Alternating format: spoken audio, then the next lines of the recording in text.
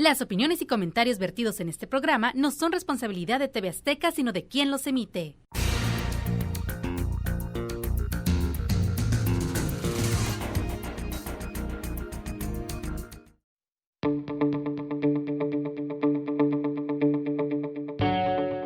El Valle y sus bemoles. Este año tan peculiar en muchos aspectos nos deja lecciones de todo tipo. La emergencia sanitaria que aún nos preocupa y domina trajo aparejado problemas en el comercio y la industria en general, y nuestro querido Valle de Guadalupe no fue la excepción. La gente dedicada a la vitivinicultura tiene que sortear muchos escollos para el logro de sus producciones, a la ya conocida falta de agua y la dificultad que imponen los tiempos de bajo turismo. Este paraíso de Ensenada debe agudizar el ingenio de sus productores para seguir manteniendo la calidad en sus vinos, que lo hacen ser el número 1 de México y ganarse un lugar permanente en el concierto mundial. Hoy pondremos sobre la mesa este tema con un experto reconocido en este ámbito.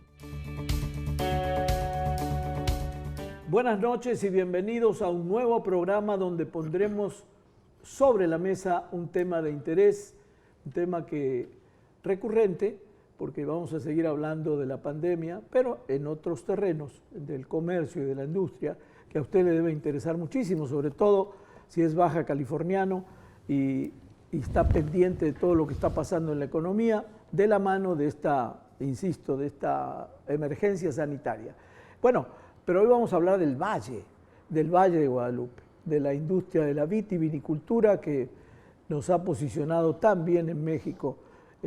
Baja California es el primer productor de México en vinos, y bueno, yo traje a esta mesa, o a esta tábola, como le diríamos, a un experto en la materia y que ustedes lo conocen mejor que yo, el señor Camilo Magoni.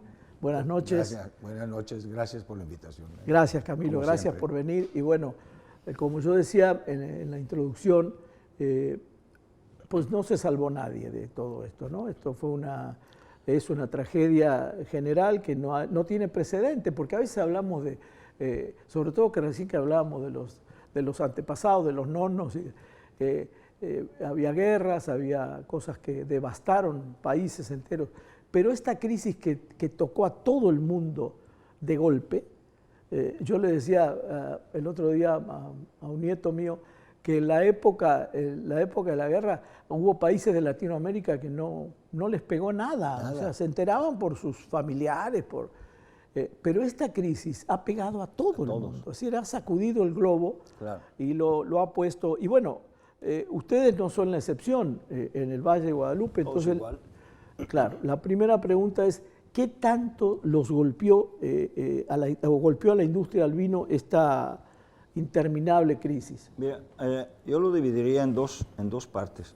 Una es lo que afectó en lo que respecta al enoturismo, es decir, al turismo del vino en el Valle de Guadalupe, que fue durísimo. ¿Sí? Claro. Pues duramos prácticamente 4 meses cerrados completamente. Wow. Entonces, esa parte, pues sí, fue una crisis terrible. Por otro lado está el otro mercado, que es el mercado de los autoservicios, de las tiendas especializadas, el consumo familiar, en familia, en casa. Ese también se vio afectado, pero no en la misma proporción. Claro. ¿Sí? Es más, nosotros, en lo personal, digamos, en nuestra empresa, es lo que nos ha salvado.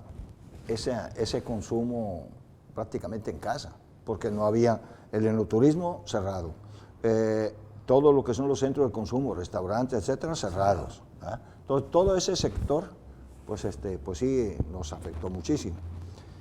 El otro sector, en cambio, nos ayudó, no en la misma proporción, pero nos ayudó a mantenernos.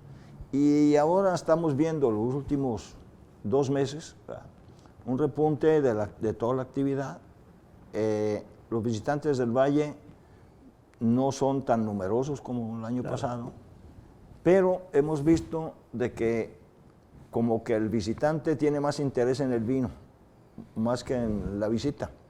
Entonces, si tú ves el facturado, el cheque, estamos bien.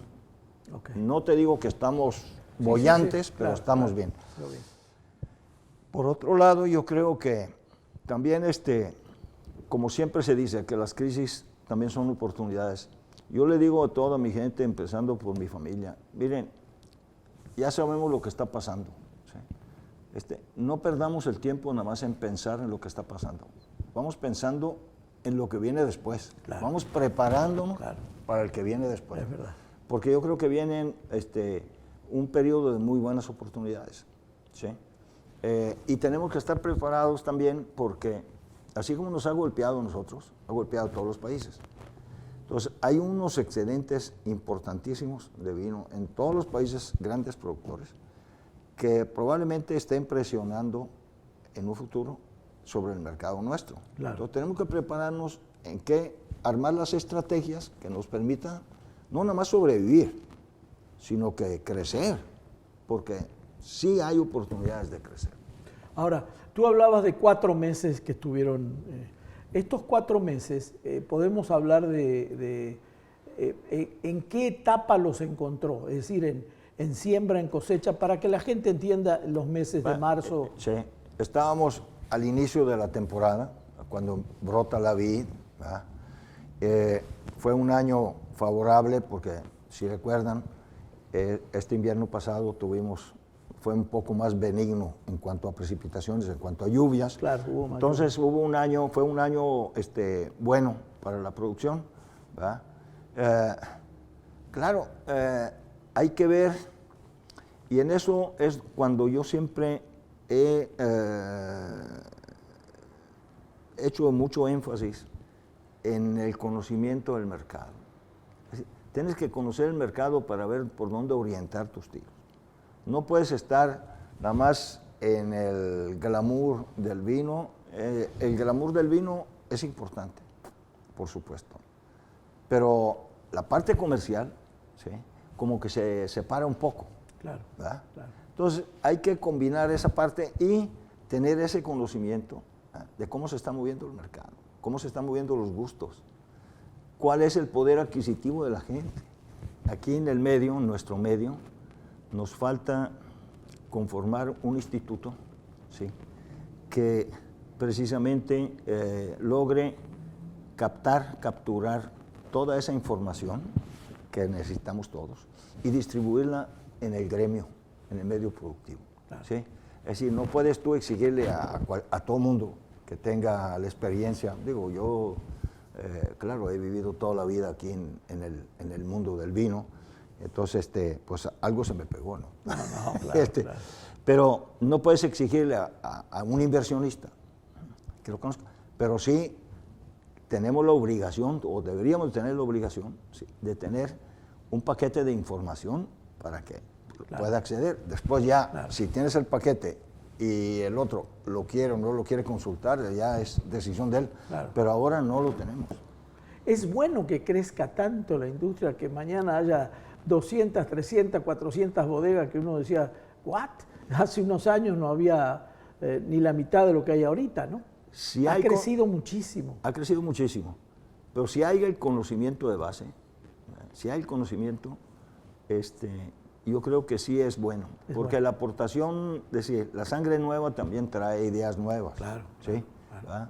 ¿Qué medidas se tomaron ahora con la pandemia, aparte de los protocolos que todos conocemos? Bueno, todos los protocolos, ¿sí?, somos muy estrictos, ¿sí?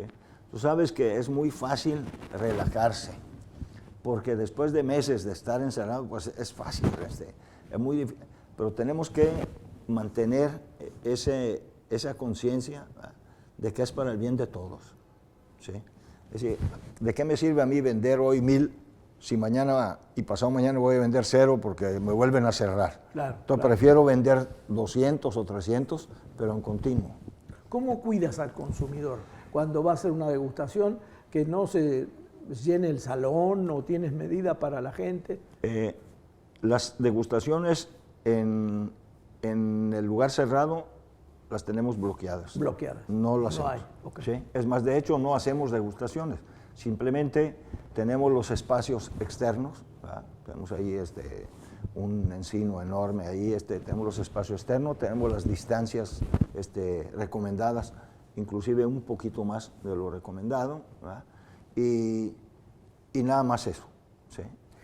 Y ahí no hacemos la degustación, simplemente servimos el vino y ellos lo prueban. Te hago la pregunta porque la semana pasada veo en Face por supuesto, por discreción, no menciono bodegas ni nada, donde había una reunión que yo veía mucha gente, no puedo precisarte qué cantidad. Las distancias no eran las adecuadas, no había tapaboca, estaban comiendo quesito, probando vino, pero había un manojo de no menos de 50 personas en un cachito de espacio y dije, wow. Eso es lo difícil. Eso es lo difícil. Eso es lo difícil, porque también pues está el factor económico. Dice, bueno, yo hace un momento tenía precisamente una reunión y les insistía mucho en respetar.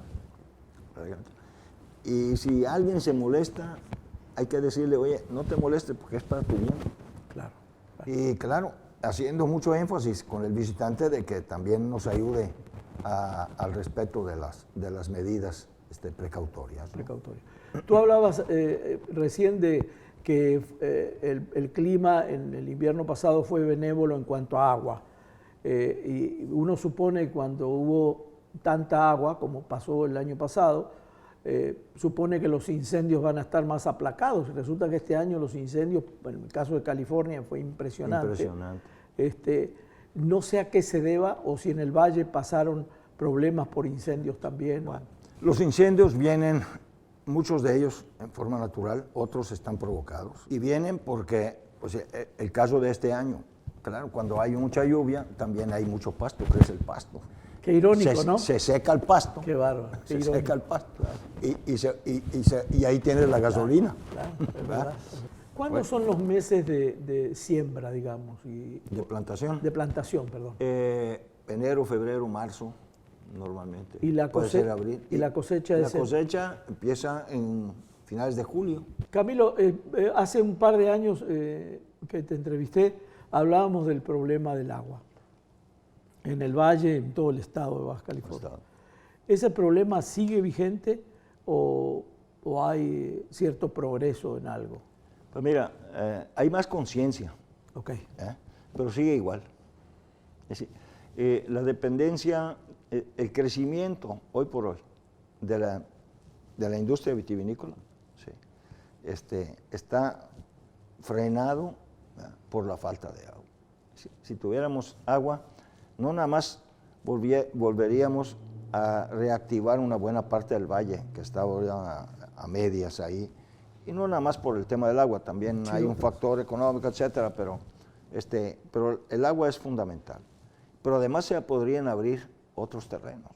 Entonces, te decía que yo creo que deberían de pasar una ley que obligara al reuso del agua. Es decir, cuando dices que Tijuana está tirando 88 millones de metros cúbicos, estás hablando de que puede regar 20,000 hectáreas. Wow. Entonces dices, oye, el triángulo Tijuana, Tecate, Ensenada. Sí. ¿Cuántas hectáreas hay que podrían ser aprovechables? ¿O cuántos sectores pueden aprovecharse o pueden detonarse teniendo una disponibilidad de agua? ¿Sí? Y el agua la tenemos aquí y está tratada. Entonces, hay que darle un reuso, pero debería ser por ley. Claro. Es un crimen tirarla al mar. Y te digo porque el caso de Israel. Israel, en el 2013, el gobierno israelí declaró autosuficiencia del agua o independencia del clima. Es decir, ¿sabes qué? Llueva o no llueva, nosotros ya no... ¿Y qué hicieron? Desaladoras, son las desaladoras más grandes del mundo que tienen ellos ahí para uso doméstico y cierta industria. ¿Sí? Y el reuso del agua para la agricultura y otro tipo de industrias que no necesitan agua potable. Ahora, la limitante del agua también les impide a ustedes como bodega crecer más. Claro. A ti en tu caso. Pero también es un impedimento, insisto, para tu crecimiento como bodega, que no haya agua suficiente. Mira, nosotros tenemos ahí una reserva territorial, vamos a llamarla, ¿sí? que nos permitiría plantar un poco más del doble de lo que tenemos. Wow. ¿Sí? pero lo tenemos frenado por el No hay tema agua. del agua. Las marcas o recordación de marcas tienen que estar apoyadas por un buen producto. Entonces nosotros tenemos esa filosofía en la empresa que es calidad, precio justo. Entonces, siempre de cara al consumidor, yo cuando preparo un vino siempre pienso, ¿cuál será la reacción del consumidor cuando lo prueba? Eso es hermoso, claro. Porque ahí tenemos que pensar. Está pensando en el que va Exacto. a tomar el vino. Ahora, en cuanto a la industria, México se supone que tiene un consumo anual total de alrededor de 10 millones de cajas de vino, que serían 120 millones de botellas. ¿Cuánto participa el producto mexicano? 25%, por ahí, no más que eso. Wow. Entonces, ¿qué tenemos que hacer para rascarle un poco a esos volúmenes importados? Esos 120 millones de botellas, que son 25 millones de vino mexicano. 30 millones de botellas mexicanas, el resto es todo importado. Wow. Entonces, es un dato impresionante. ¿Qué tenemos que hacer? Sí, para poder crecer y ir ganando un poco ese mercado, que yo siempre he considerado que es nuestro, o debe de ser nuestro. Claro, claro. ¿Verdad?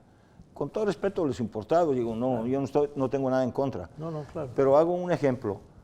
Hace 50 años ibas a unos restaurantes aquí en California y el 80-85% de los vinos que estaban en la lista de vinos eran importados, sobre todo franceses. Lo recuerdo, bueno, recuerdo. Yo nunca escuché a un productor californiano reclamar sobre la importación. Siempre los vi trabajar en tecnología, en desarrollo de un estilo de vino que se ha convertido en la superación personal, y a través de eso fueron rasguñando. Hoy vas a los restaurantes y si acaso tienes el 10% de vinos importados. Exacto, es buen dato. Es decir, le dieron vuelta, bueno, a base de tecnología, de trabajo, de dedicación y a base del conocimiento.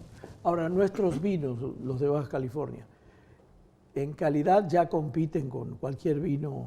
Sí, yo creo que sí. Estamos en nivel de calidad bueno. Sí. Digo, la producción es baja. Cuando tú ves la tabla de Francia, Italia, España, estamos en Argentina. Un cachito, Argentina, Chile, un cachito.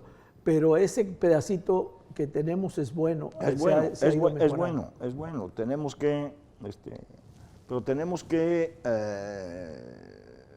pensar en el siguiente paso. Okay. Y el siguiente paso para mí es conformar, yo le llamo un instituto del vino que realmente nos reúna a todos, pero con un enfoque de proyección hacia el futuro. ¿Sí? Sí. En la parte tecnológica, en la parte de marketing, en la parte... El aprender a vender lo nuestro. Claro. No lo mío. No, lo nuestro. Lo nuestro. Entiendo la imagen, porque en realidad sí, lo peor es encerrarse en el egoísmo de unos cuantos y decir, no, primero yo, acá se trata de todos, de hacer un conglomerado. Y a medida que entremos todos, ¿sí? Todos vamos a tener un solo objetivo, crecer. Sí, claro, no hay otra cosa. Y ahí está la oportunidad. Seguimos siendo en Baja California el productor número 1 de México. Sí. ¿Cuál es la segunda región que tiene La más segunda vino? probablemente sea Coahuila. Coahuila. Sí. ¿Tienen más agua que nosotros de Coahuila? ¿Hay llueve en verano, por ejemplo? Llueve un poco en verano, tiene un poco más de agua, pero tampoco abundancia. Claro. Está muy concentrada. Sí, ellos, te puedo decir, y con conocimiento de causa, han trabajado más en el desarrollo tecnológico que nosotros. Wow. A nivel regional. Regional, ok. Necesitamos entonces, hay mucho por hacer, claro. Mucho que por hacer.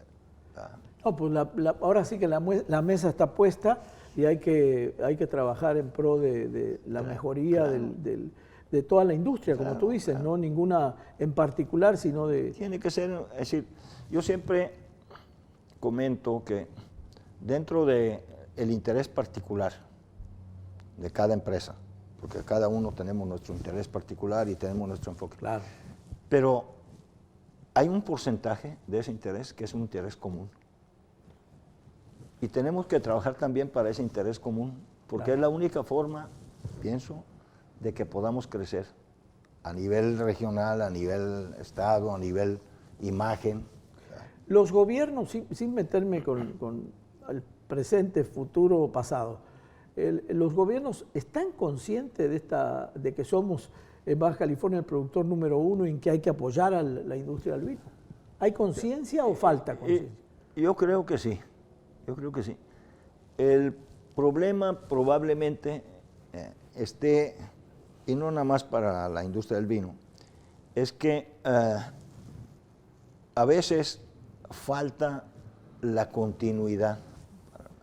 Entonces, ya ves que hay objetivos y desafortunadamente en México cada periodo político tiene unos objetivos que a veces Se interrumpen. Y Claro. cuando se interrumpe, pues también pues, te quedas sentado, ¿no? Claro, claro. ¿Sí? O sea, Entonces, se puede caminar a lo mejor en un periodo un poco más recio, un periodo más despacio, pero nunca parar.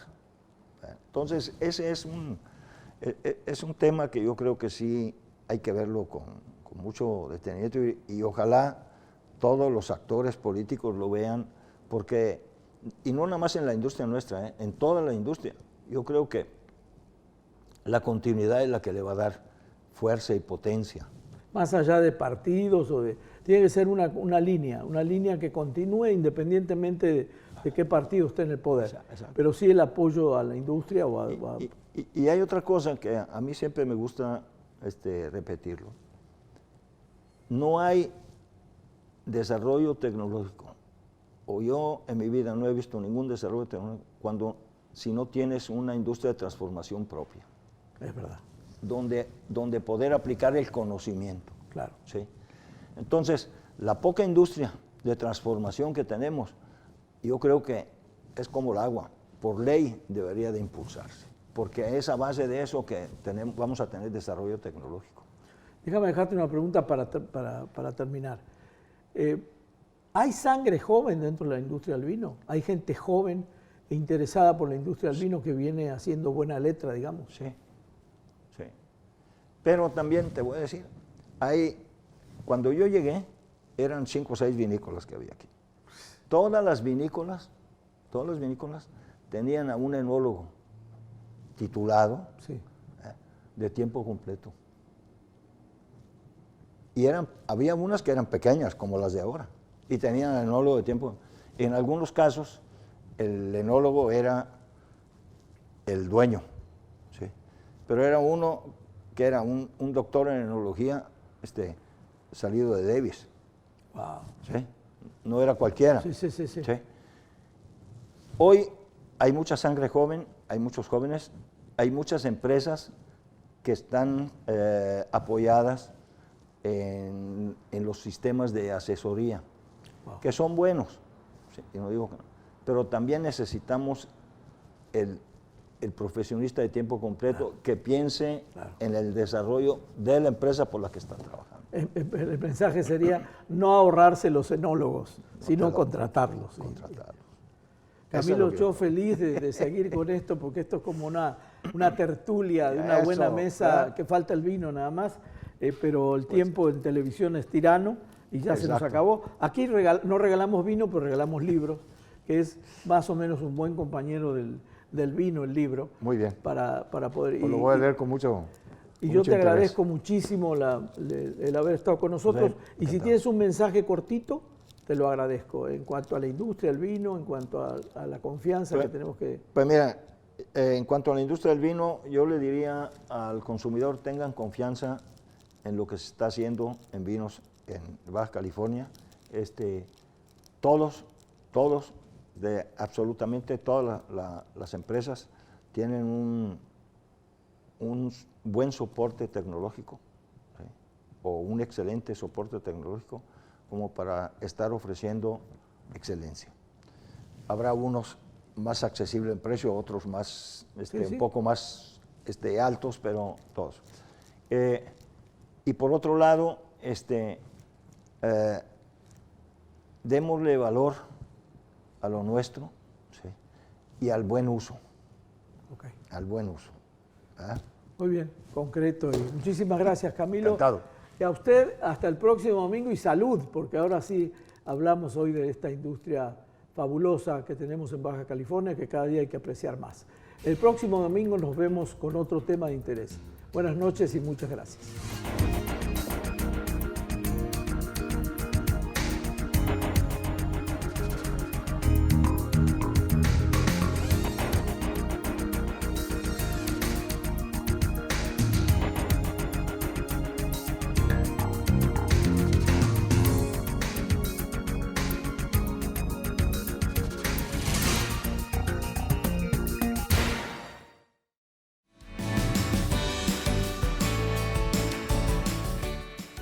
Más presentó